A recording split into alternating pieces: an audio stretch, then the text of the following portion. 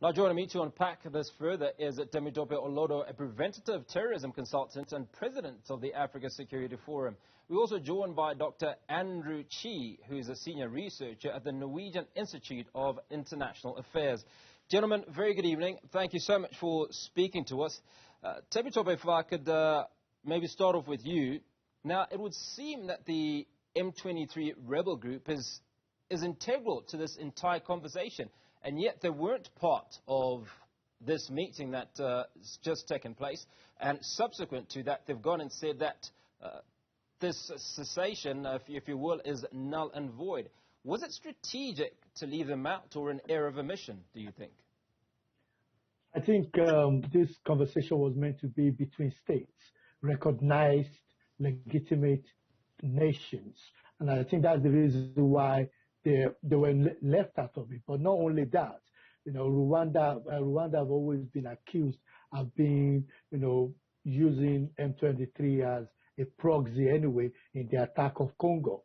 So many will have assumed that whatever Rwanda agrees to, naturally, M23 will agree to it. But we could see from the body language of the Rwandans, in the sense that they've not actually come out quite quickly to actually agree to, to the escalate, to the resolution of this issue. Not that they are against it, but they've not actually what spokesperson have not actually come out. And for us to hear from the M23 saying that, any conversation, any agreement has to be with them. And we know the grievances of the M23 from the onset is been on the basis that the Congolese have not actually kept to the promise that was made on the 23rd of March. So I think this is a playing game, and we're all hoping that this issue can be de-escalated, because it will have serious implications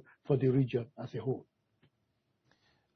Now, Dr. Chi, they've obviously called for a return to normal diplomatic relations between the two countries, and the immediate and unconditional withdrawal of the M23 rebels. Obviously, that's not happening immediately from what we've discovered, because more attacks have occurred. Who's expected to enforce this withdrawal of the M23 rebels? Well, I think Timothy sort of put this in a nutshell quite rightly. That the meeting that we had was more, I would say, steps between leaders to try and resolve the issues in an effort to then look towards the deployment of the East African Force, standby force. So, in essence, it's let's get the ducks in a row, let's sort things out. Once we've got there, then we can then deal with that situation. And I think what is quite interesting is when it comes to the M23 and dealing with that, they're not the only group that was sort of excluded from the talks, and these are the talks that took place in Nairobi. Even the ADF were excluded from these talks as well. So I think what the leaders are trying to do is align things up to then deploy the East African Force, and then once you have the East African Force deployed, to then deal with those groups who choose to not comply, as it were, to demobilizing, particularly, as I said, those groups that are either seen as aligned to the state, Rwanda, or other countries in the region as well. What is also, I think, quite telling as well is that we also have an election due soon in DRC. So, so one also is looking ahead and thinking, well, is this some of the sort of political mandarin going on in the background that might support someone's re-election? So you have to also think of that in the wider scheme of things as well.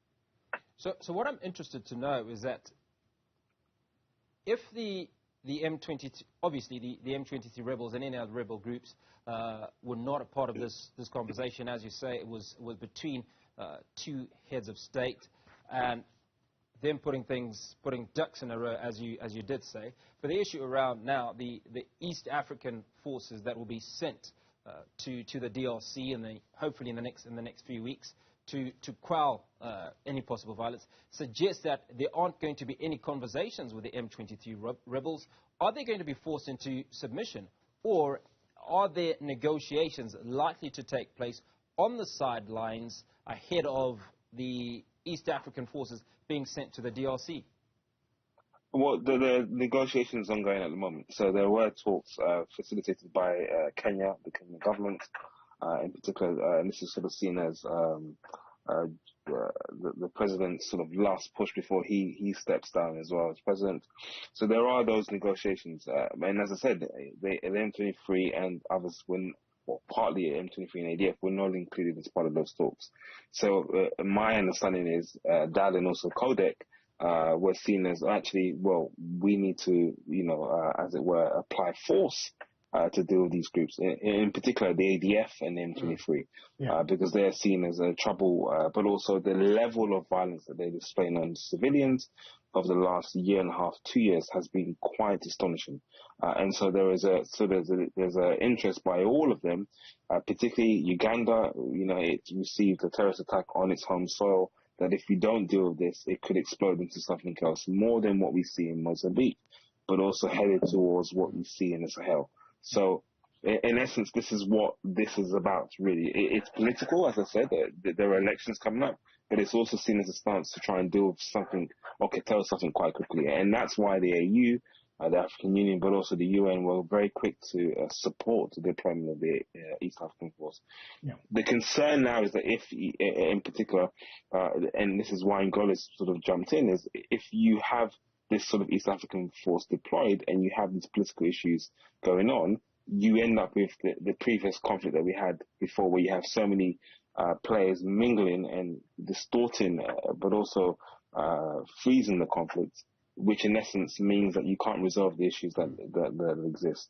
And so, again, this is really about realignment before the deployment. And once you then have deployment, then you deal with the various groups that way. Now, there might be, obviously DRC has a sort of stabilization program. The government has that. The MONUSCO is supporting it. It might be, during that deployment, if we ever get there, or pretty much before the deployment, that the government then calls out these groups to come and join that program. That might be one way. Or you might see quite a heavy-handed force that then eventually over time leads to some groups saying, okay, actually, we're going to be part of the foe and we're going to submit.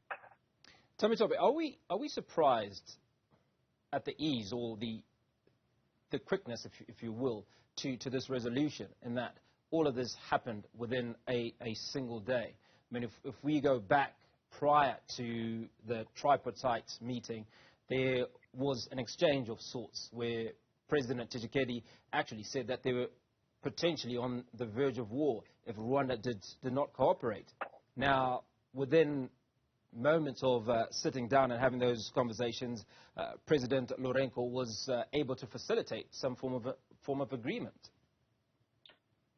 I think there's a lot of horse trading that have gone on behind the scene, but there's no doubt that the world does not want another war. In Congo, with all the pandemic and everything that is happening. So there are good people across Africa that felt there is need for something to happen. And just like Dr. Andrew neatly have brilliantly explained, I think it's high time that they deal with these groups, forcefully, and then bring them to the table. But, patting them in behind the back and just bringing them on is making them feel too important. I think it's high time that they're put in their place. Let's deal with the state. And Rwanda needs to understand that both the United Nations, African Union are not ready, to allow this thing to escalate.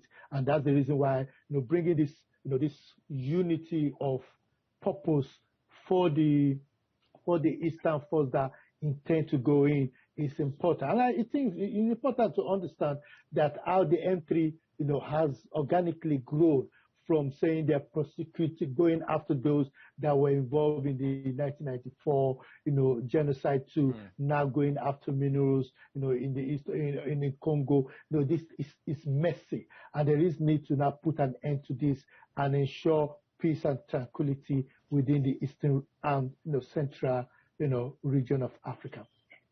Dr. Andrew, let's talk a little bit about the 170,000 Congolese that have been displaced, and the talk now that they must return to the DRC. Now, I'd like to think it's easier said than done. One, what are they returning to? What is that process of getting them back to the DRC? Is there a capacity to ensure some form of smooth transition, if you will? Well, I think you've answered the question yourself there. Is there the capacity to do it? And this is, I mean, if you look at any state that calls for this, oftentimes I sort of take a step back and go, okay, does the state have the capacity, one, to facilitate this? Two, does the state have the resources and the means and institutions to be able to sustain this effort? Because if you do have an influx of people that come at any given time, can it sustain that? And also, can it put in place the necessary means to support that influx? And also, how do you deal with those who've been displaced for long term versus those who have been displaced over short term? And then where are they going to? Where exactly? Are they going back to these areas which are a breeding ground for conflict, but also a recruitment ground for terrorism? If you only have to look neighboring South Sudan, where they have this constant problem, where it's like, okay, well, let's welcome people back into the fold and deal with this. I think the only place, in my mind, particularly someone who looks at the Sub-Saharan Africa and the conflicts that exist, is the Lake Chad Basin, where in particular certain countries like Nigeria have done well to a degree, despite criticisms, to allow returnees or people to return to those areas. The key challenge, as has always been the case, is when you have people return to these areas, how do you police these areas? Dr. Andrew, and how do you gain that local information? Sorry. Yeah, I'm afraid we've run short of time. I do appreciate you both coming on the show and unpacking those issues for us. Thank you very much. That was Preventive Terrorism Consultant Temitope Olodo and Dr. Andrew Chi from the Norwegian Institute of International Affairs unpacking for us the issue in the Great Lakes region.